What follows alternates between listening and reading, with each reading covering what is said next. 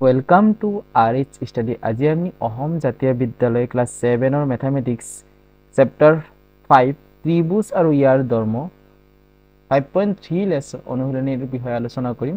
অনুশীলনীত যোৱাৰ আগতে আমি কিছুমান সূত্ৰৰ বিষয়ে জানি লওঁ। সেই সূত্ৰটো হ'ল পাইথাগোৰাছৰ উপপাদ্য। তাৰ বিষয়ে পাইথাগোৰাছৰ উপপাদ্য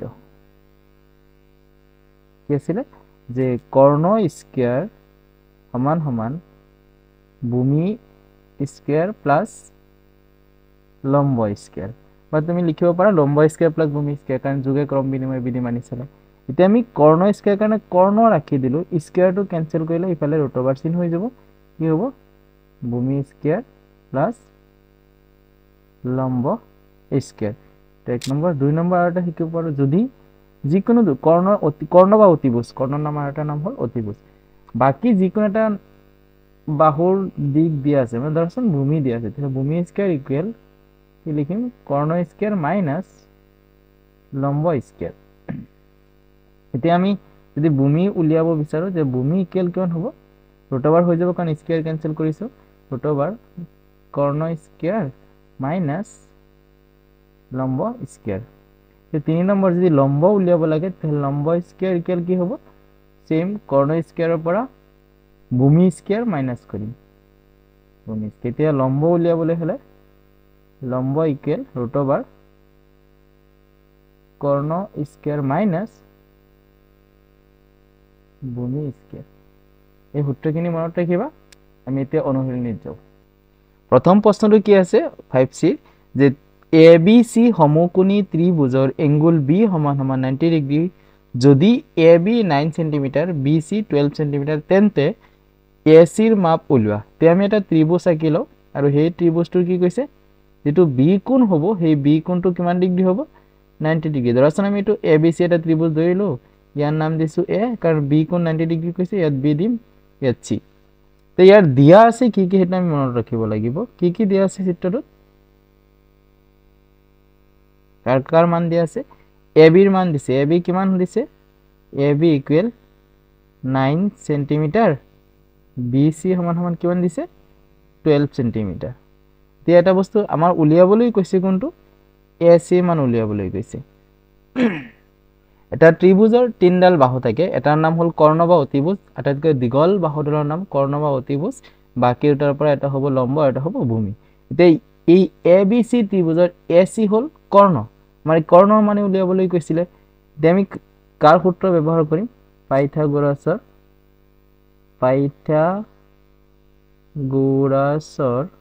উপপাদ্য মতে কাৰ মান উলিয়াবলৈ কৈছে? AC, আৰু এই AC ডাল হ'ল এই ABC ত্ৰিভুজৰ কৰ্ণ। AC সমান সমান ৰুট ওভাৰ কি আছিলে? ভূমি স্কয়াৰ প্লাস লম্ব স্কয়াৰ, বা আমি লিখিব পাৰো AB square plus BC square. এটাৰ মান উলিয়াবলৈ হলে A2 square plus A2 square. তে AB ৰ মান কিমান দিছে? AB কিমান দি আছে? AB ইকুয়াল 9 সেন্টিমিটার, পিছত লিখি দিলে হ'ব স্কয়াৰ প্লাস BC ৰ মান 12 স্কয়াৰ। 9 স্কয়াৰ মানে কিমান হয়?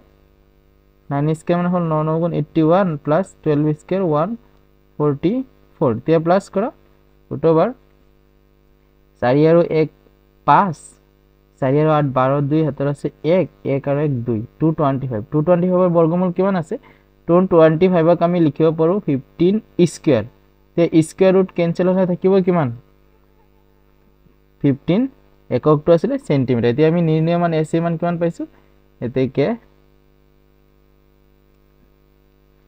AC সমান সমান 15 সেন্টিমিটাৰ। আকৰো বুজি পাইছা?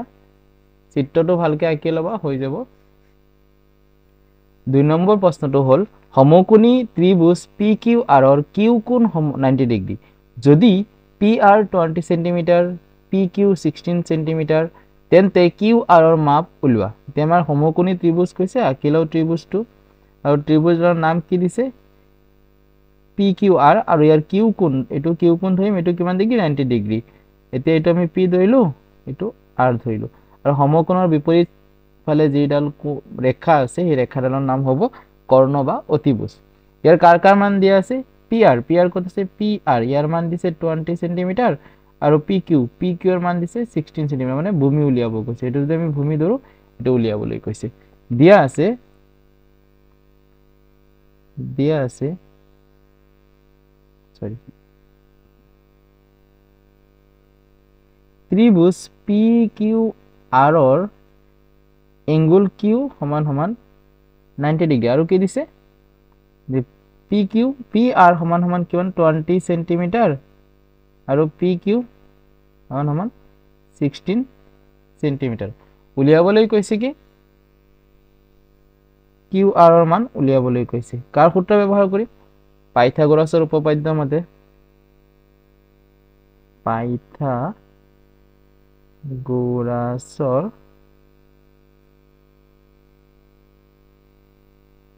উপপাদ্য মতে যাৰ মান উলিয়াবলৈ কয় হেতু সমান চিহ্নৰ বাওফালে ৰাখিবা QR ধৰাচোন QR ভূমি তেতিয়া হলে QR ইকুৱেল আমাৰ মূল সূত্ৰটো হ'ল QR স্কয়াৰ ইকুৱেল মানে ভূমি স্কয়াৰ সমান সমান কৰ্ণ স্কয়াৰ মাইনাস লম্ব স্কয়াৰ তেতিয়া হলে আমি এটো লিখিব পাৰো কৰ্ণ কি আছে PR স্কয়াৰ মাইনাস কাৰণ ইয়াত স্কয়াৰ দিয়া নাই √/* বহুৱাইছে ইফালে মাইনাস PQ স্কয়াৰ এতিয়া PR এর মান কিমান আছে PR আছে 20 সেন্টিমিটার পিছত লিখি দিলে হোল স্কয়ার মাইনাস এটো আছে 16 সেন্টিমিটার স্কয়ার 20 সেন্টিমিটার মানে কিমান হৈছে 400 মাইনাস 16 স্কয়ার মানে কিমান হয় 16 স্কয়ার মানে হল 256 তে 400 এর পৰা 256 মাইনাস কৰিলে কিমান থাকে 144 তে যেহেতু √/* চিন আছে 144 এর বর্গমূল কিমান হ'ব 12 এককটো আছিল সেন্টিমিটার দি দিলো এতেকে নির্ণীয় মান QR এর মান উলিয়াব হৈছে QR সমান সমান 12 সেন্টিমিটার আকৰো বুজি পাইছা 3 নম্বৰ প্ৰশ্নটো হ'ল এটা সমকোণী ত্ৰিভুজৰ অতিভুজৰ দিক অতিভুজ মানে কৰ্ণ 13 সেন্টিমিটাৰ আৰু আন এটা বাহুৰ দিক 12 সেন্টিমিটাৰ তৃতীয়টো বাহুৰ দিক উলিওৱা এটা সমকোণী ত্ৰিভুজ তোমাৰ ইচ্ছামতে ধৰা হল মই ধৰিলো ABC এটা সমকোণী ত্ৰিভুজ ইয়াৰ B কোণক মই সমকোণ বুলি ধৰিলো ইয়াত A লিখিলো ইয়াত C লিখিলো তে ইয়াৰ অতিভুজ কোনটো হ'ব AC হ'ব অতিভুজ ধৰাচোন AB এর মান দিছে 12 সেন্টিমিটার তে BC এর মান উলিয়াব লাগে হে তে আমি দিয়া আছে অতিভুজ